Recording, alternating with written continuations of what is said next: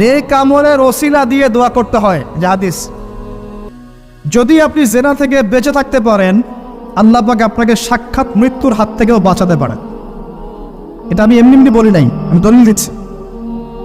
জেনা এমন একটা পাপ, যেই পাপ থেকে যদি কোনো যুবক নিজেকে বাঁচাতে পারে, আল্লাহ পাক তাকে সাক্ষাৎ মৌতের হাত থেকেও বাঁচাতে পারবে ইনশাআল্লাহ। কিভাবে?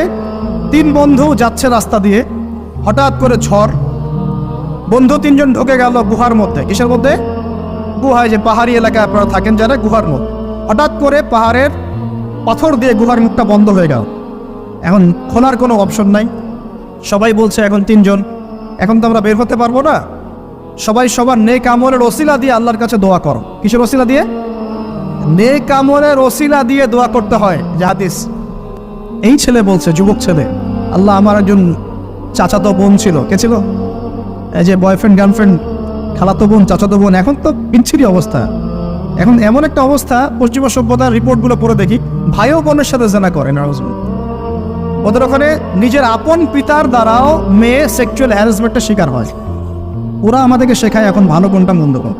আর আমরা আমাদের মাথাটা কবে যে বিক্রি করে দিলাম, ওদের কাছ থেকে ভালো মন্দ শিখতে হচ্ছে। কোরআন সুন্নাহ বাদ দিয়ে ওদের কাছ থেকে ভালো মন্দ শিখতে হচ্ছে। তো চাচাতো বোনকে সে খুব ভালোবাসতো, তাকে সে পেতে চাইতো, মানে তার সাথে সেক্সুয়াল সম্পর্ক করতে চাই, সোজা কথা বলুন। এখন সেই মেয়েকে অনেক প্রস্তাব দেয়, সেই মেয়ে রাজি হয় না। শেষে বলে, যদি আমাকে 1000 বা 100 স্বর্ণ মুদ্রা দিতে পারো, দিনার, তাহলে আমি তোমার সাথে সেক্স করব, মানে জেনা করবো। নাউজুবিল্লাহ।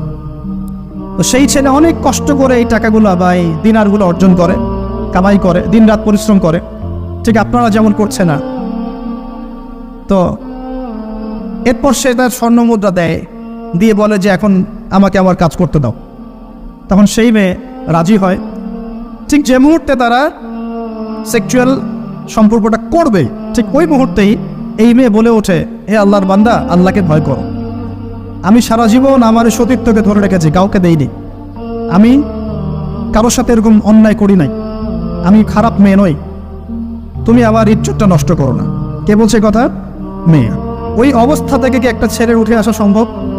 এটা কি এতটাই সহজ? এটা কিন্তু সহজ না।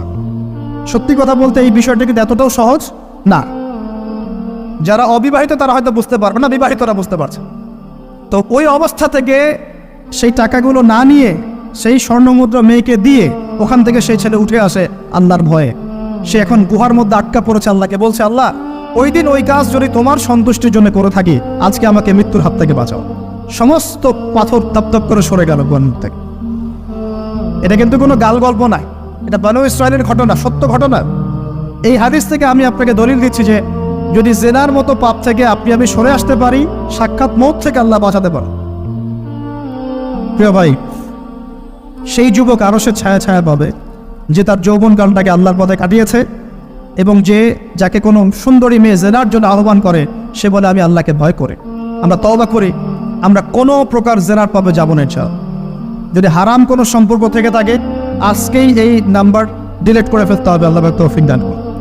ডিলিট করার আগে আবার ফোন করে বলেন না যে আজকে থেকে আর কথা বলবো না, তাহলে এই কথা আর কোনোদিন শেষ হবে না। একবারই বন্ধ, ডিসকানেক্টেড। কার জন্যে? আল্লাহর জন্য। এবং এটা করার পরে আল্লাহকে বলতে হবে, আল্লাহ, শুধু তোমার ভয়ে এবং তোমার সন্তুষ্টি পাওয়ার জন্যে আমি জেনা থেকে বেরিয়ে আসলাম। আল্লাহ, তুমি আমাকে হেদায়েত দাও, ঈমান দাও, আমল দাও, এবং তোমার রাস্তায় আমাকে বেহিসাব রিজিক দাও। এবং নেককার কুমারী, নেককার প্রেমময়ী, তাকওয়াবাদ, মুত্তাকি একজন স্ত্রী আল্লাহ তুমি আমাকে দান করো। ইনশাআল্লাহ আল্লাহ পাক আপনাকে দান করো। আল্লাহ পাক দান। আল্লাহ পাকের জমিন প্রশস্ত, আল্লাহর হাত প্রশস্ত। আল্লাহর হাতকে সংকীর্ণ মনে করবেন না, আল্লাহর জমিনকে সংকীর্ণ মনে করবেন না। আল্লাহ পাক যাকে ইচ্ছা বেহিসাব রিজিক দিতে পারে ইনশাআল্লাহ।